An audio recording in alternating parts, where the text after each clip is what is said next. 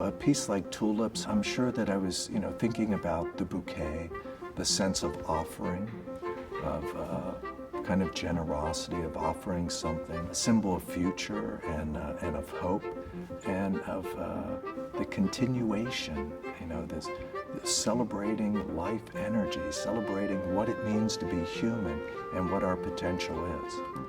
This is one of 5 variants, each one unique, and the other 4 are in either private foundations or in museums, the Guggenheim, the Prada Foundation.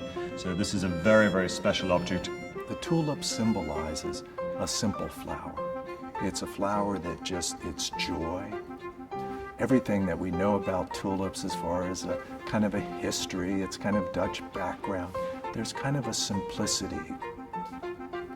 The idea really comes from a balloon tulip, where you have a balloon like maybe at a child's birthday party, and it's blown up. You just create kind of the bulb, and you use the rest of the balloon for the stem. And I really wanted to create a piece that was kind of a symbol of peace and of, if you just think of all these balloons and you put it in your hand like this. So it's a bouquet kind of representing, love and of kind of tranquility and of happiness. Flowers are symbols of fertility. They're symbols of life energy, the renewal of life energy.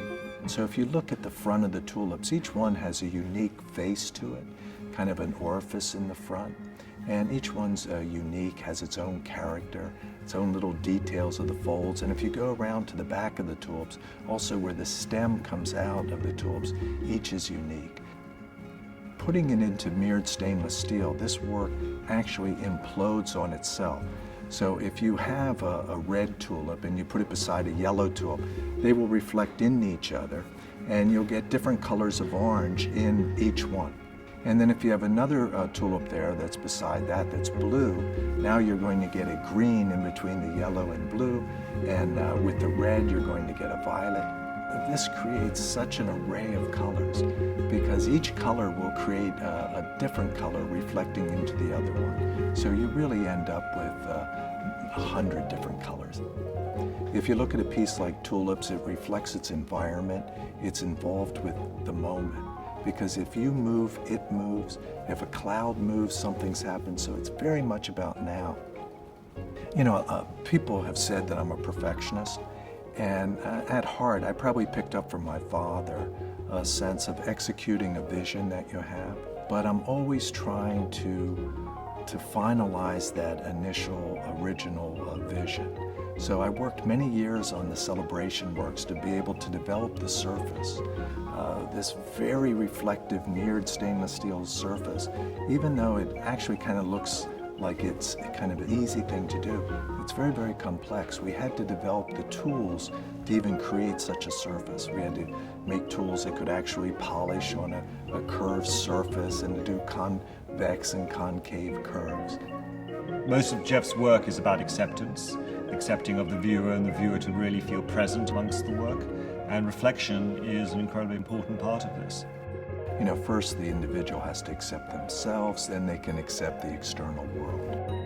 Art's about a physical response to information.